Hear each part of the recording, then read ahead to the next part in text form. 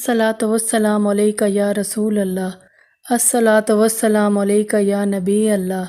अस्सलातु वस्सलामु अलैका या हबीब अल्लाह। औज़ु बिल्लाहि मिनश शैतानिर रजीम।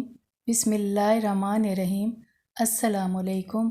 अल्हम्दुलिल्लाह एक और नई वीडियो के साथ हाजिर हूँ। कैसे हैं आप सब? मेरी दुआ है कि अल्लाह ताला आप सबको हमेशा यूं ही खुशो खुरम रखे, आमीन। नमाज दिल को तक़वियत पहुँचाती है, इसलिए ख़ुद को 5 वक्त की नमाज का आदी कीजिए। ज़बान पर हर वक्त इस्तग़फ़ार और दरूद शरीफ का विर्द जारी रखा कीजिए। आइए हम सब मिलकर भी दरूद शरीफ पढ़ लेते हैं।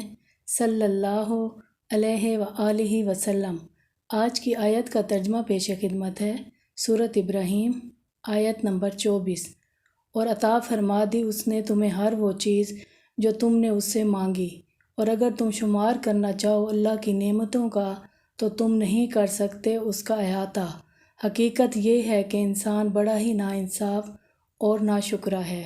सुभान अल्लाह। मुख्तलिफ़ वजूहात की बिना पर जिस्म पर ज़ख़म बन जाते हैं और इन ज़ख़्मों में दर्द होता है और जलन महसूस होती है। अपनी आज की वीडियो में मैं आपको आप सल्लल्लाहु अलैहि वसल्लम का बताया गया एक नुस्खा बताऊंगी जिससे हर किस्म का ज़ख़म भर जाता है।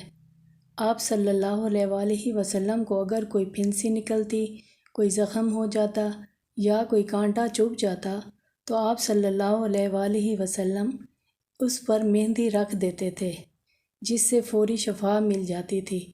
अगर आप में से भी कोई खुदा न खास्ता इस तकलीफ़ में मुब्तला है तो ये नुस्खा ज़रूर आज़माए, इंशाअल्लाह ताला शफा हासिल होगी।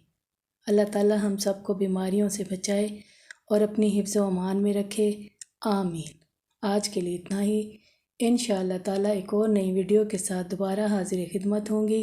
अब इजाज़त चाहूँगी। अल्लाह ताला हम सब का हामी व नासिर हो। अल्लाह हाफिज़।